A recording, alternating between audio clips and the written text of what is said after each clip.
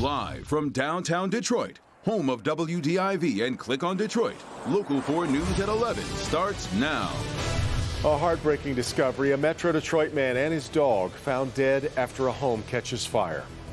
With an impeachment vote just hours away, a new report detailing how President Trump refused to call on the rioters to stop while the Capitol was under attack. We're going to begin, though, with some dangerous weather. Below zero wind chills on tap for the weekend. Plus, more snow is on the way. Let's get over to Ben with what to expect this Valentine's Day weekend, Ben. You're going to have to keep all the warmth in the house, that's for sure, this weekend, because this is the coldest air that we have seen in more than 2 years. That's the back end of the weekend, but we're going to start with snow. In fact, we got some of it tonight. Storm Tracker 4 showing just the tail end of that snow finally got out of Oakland County, so some of us saw some very minor accumulations out of it. But as of right now, we're on the dry side. A couple flakes left, but nothing significant, and will continue to dry out tonight. Tomorrow morning, though, snow showers on the breakfast menu. They'll be with us when we get started and pretty much with us throughout the day. We may see a more prolonged break around midday, but those snow showers do come back and get ginned up in the afternoon and then finally wrap up as we get into the evening hours towards midnight. Total accumulations are going to be closer to 2 inches across most of the area. May see some isolated spots that will get up to 3, but that will be much less than what we're expecting from this storm. Look at how many watches, warnings, and advisories are in effect all across southeast, or I should say the southern part of the U.S., all the way up to central Indiana and Ohio. We'll get in on that action Tuesday, and we'll talk about how much to expect coming up in a few minutes, guys. All right, Ben. Fire tears through a Dearborn Heights home, killing the 57-year-old homeowner and his dog. As the investigation begins, firefighters have some questions still to answer. Jason Colthorpe is there live tonight. So, Jason, do they know yet the cause of the fire? Not officially, Kim, but they do think it started on the stove. Possibly the man here was cooking something. The kitchen is where the heavy damage is, which is in the back of the home here. It doesn't look bad from the front, but all the damage is on the inside. A lot of smoke damage, but not a total loss. The other big question they have here is, why wasn't this man able to get out of the home that he had just moved into a few months ago? There was a light snow falling this afternoon on Courier Street in Dearborn Heights when suddenly heavy smoke also filled the air. There was zero visibility when our crew got there. Neighbors noticed and called 911. One neighbor also raced to the back door when a window exploded from the heat. Did a quick search and they found the resident was trapped inside. They pulled him out and realized that he was deceased. It was too late for him. Firefighters found the homeowner, 57-year-old Robert Wolf, in the kitchen and say it appears that's where the fire started. There could have been a medical condition that played a factor, but again, it's still too early to tell. A family friend told me Wolf had diabetes and struggled with episodes of low blood sugar that just yesterday caused him to pass out while he was at the hospital.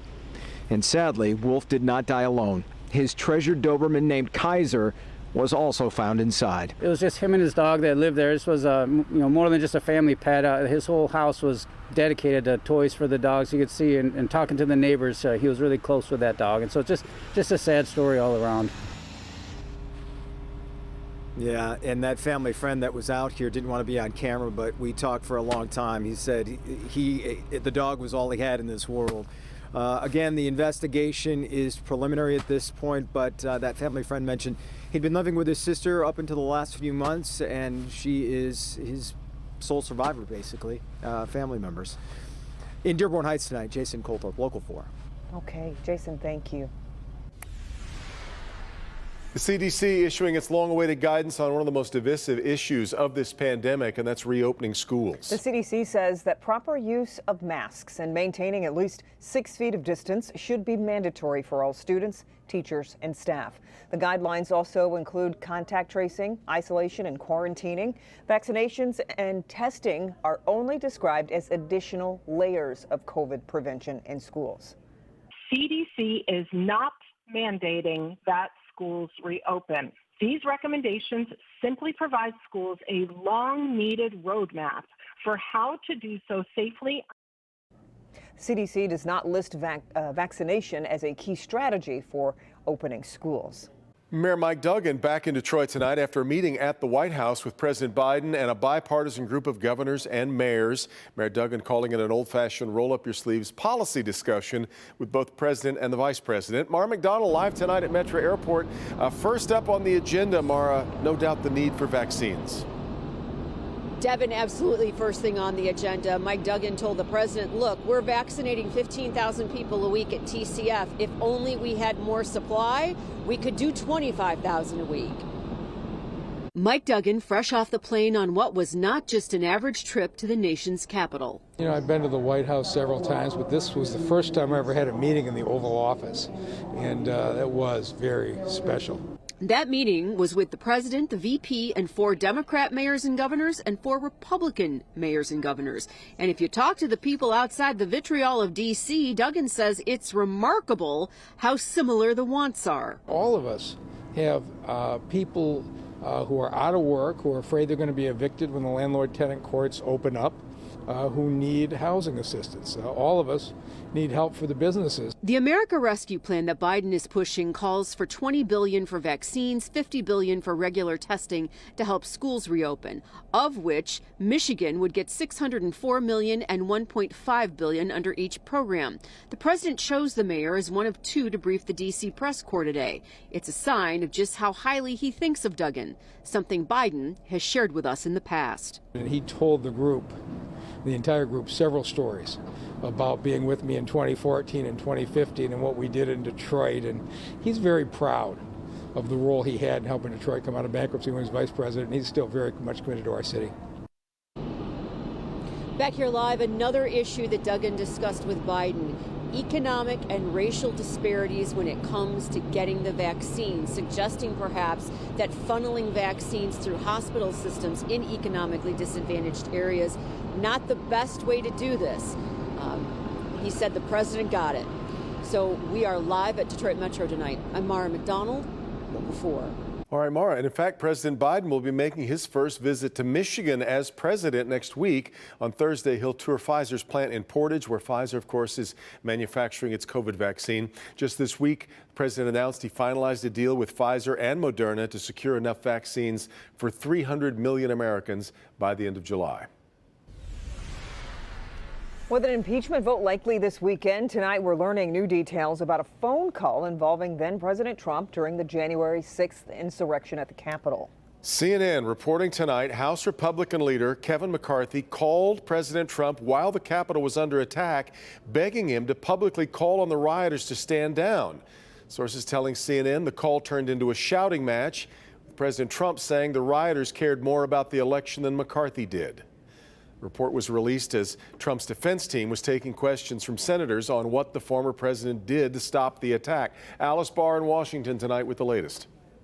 The Trump legal team laying out its defense in just 3 hours today, calling the former president's impeachment an unjust and blatantly unconstitutional act of political vengeance.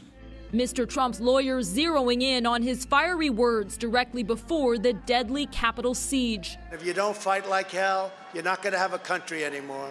Arguing he was exercising free speech. To claim that the president in any way wished, desired, or encouraged lawless or violent behavior is a preposterous and monstrous lie. They aired a minutes-long, selectively edited montage of top Democrats using similar rhetoric. Fight that fight. We have been fighting. I was fighting very hard. Time is of the essence, both in terms of the fight. I think we should be fighting. It's a word people use, but please stop the hypocrisy. The Trump team, though, largely ignoring charges the former president's actions before the Capitol attack echoed a long-standing pattern of egging on supporters, then taking no blame. After the defense rested, senators were able to ask questions, a chance for each side to score final points.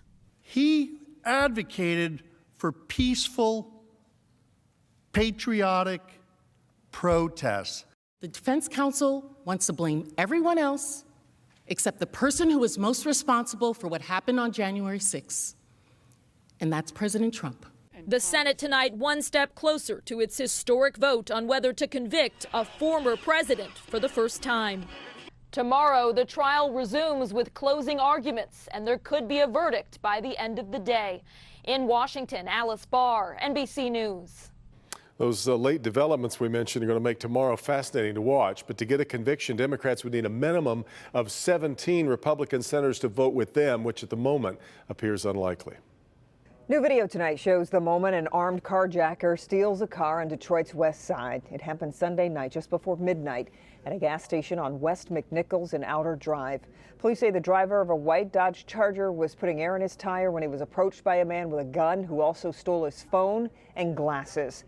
Here's a better look at the suspect. Anyone with information is asked to contact Detroit police. Still ahead, a search for a missing West Michigan couple leads to a grisly discovery. What investigators are saying after they find two bodies just miles from where the couple lived. A little girl falls down a well while playing. The dramatic rescue to get her to safety. Also upset about the vaccine rollout, what Macomb County Executive Mark Hackel is now doing to try to make it easier for seniors to get their shot. That's next.